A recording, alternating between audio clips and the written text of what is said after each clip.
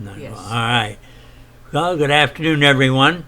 We're going to bring out the second part of what I consider the most difficult lesson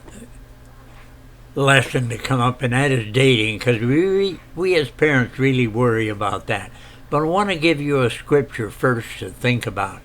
It says in 1 Peter 5:8, "Be sober, be vigilant, because your adversary, the devil, as a roaring lion, walking about, seeking whom he may devour."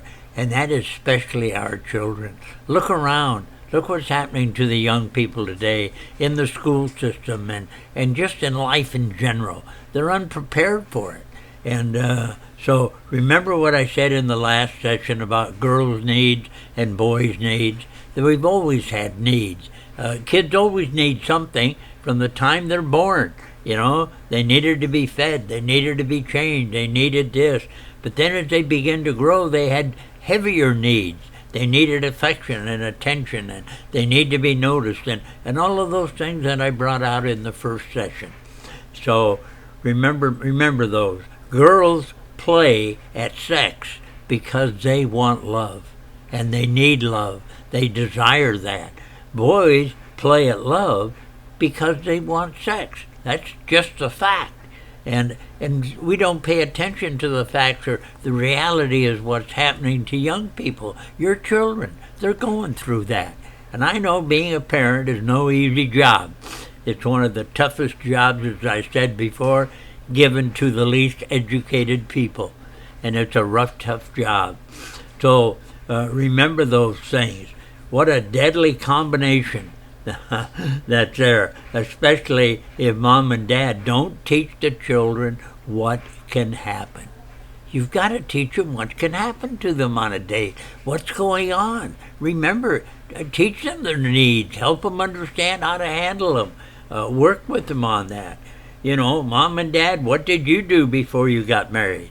You know, you want them to do the same? They will, because they'll come the same mold from you and dad. So I talk to girls about what boys are like, and my wife Nancy talked to the boys what about the pitfalls of some girls. You know, what happens when a girl comes up to your son and puts her arm around him and gave him a big hug and a big kiss and says, you know, I really like you a lot. I mean, what's the next step? What are the next things that begin to go on? You know, think about that.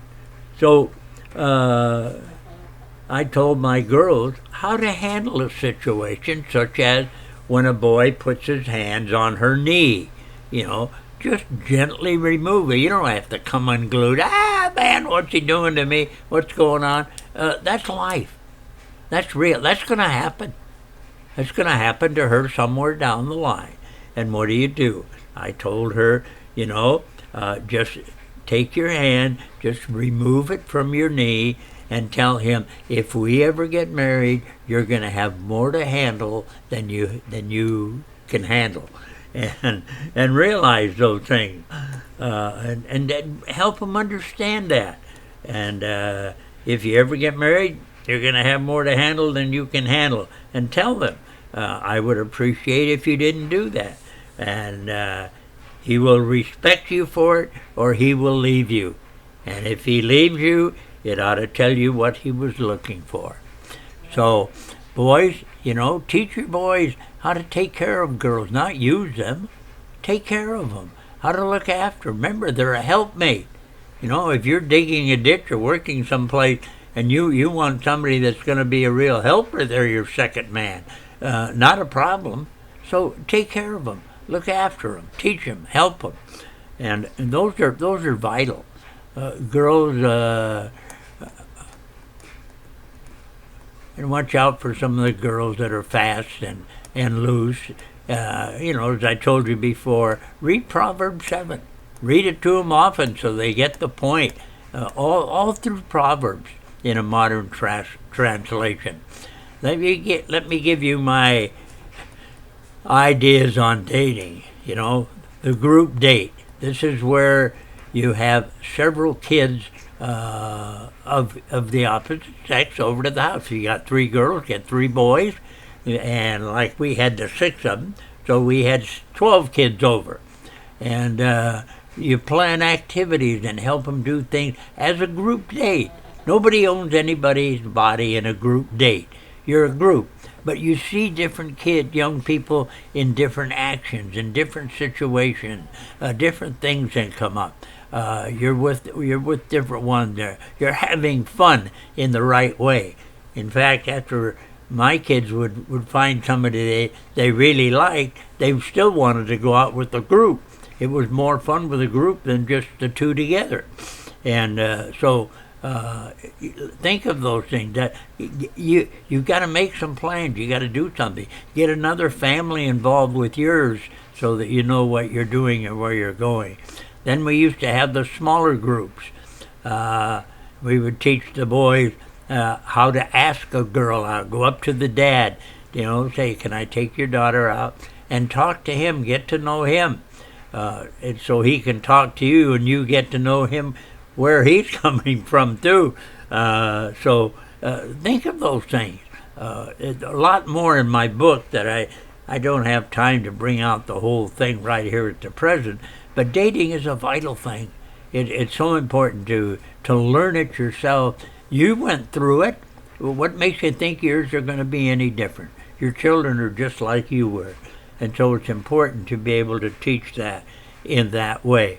So we let each one of our children ask them out. We used to have formal dinners, and we would let each one of the kids invite somebody over. If the girls, they invited a boy. If it was a boy, they invited the girls, and it came formally. And then Nancy and I would wait on them and serve the dinner and teach etiquette. And then afterwards we would teach and dancing and how to ask a girl for a dance. Learn to be a gentleman. Boys have lost that. They just go up to somebody, "You want to dance?" And then let's go dance. Oh, okay. And then of course they don't dance today. They just stand in front of each other and shake everything all over, and he shakes and she shakes, and who knows what happens. So it's crazy. But anyway, you teach them the right things. They can say, "Well, everybody else is doing it this way." Not everybody. Don't let anybody con you thinking, "Well, everybody's doing it, so I guess, we can have sex on a date. Why not?"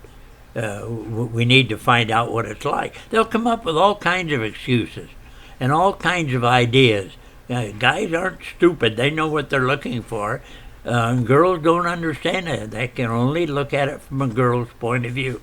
They need to be held. They need affection. They need the love. And the guys are looking for the sex. So it's a deadly combination. So realize those things. Help them understand that. Teach them. Sit down in the evening and talk to them about dating and what they're going to be confronted with. I know it sounds old-fashioned, but it's a vital teaching the boys to respect girls. I never allowed my boys to talk rough or don't take care of their sisters. Why? Because I knew somewhere down the line they were going to date girls, and I wanted them to know the important fact of that, how to take care of them, look after them, respect them. God gave them for a helpmeet, and you need to do that. So there's much more in my book, on that 3-hour tape. If you want one of them, you can certainly get that through my address, or where is my address? 533. Oh, let me see. Give me my phone number. 253 887 9095. Give a call. We'll be glad to send you one, and they're only $10 a piece. So thank you for everything.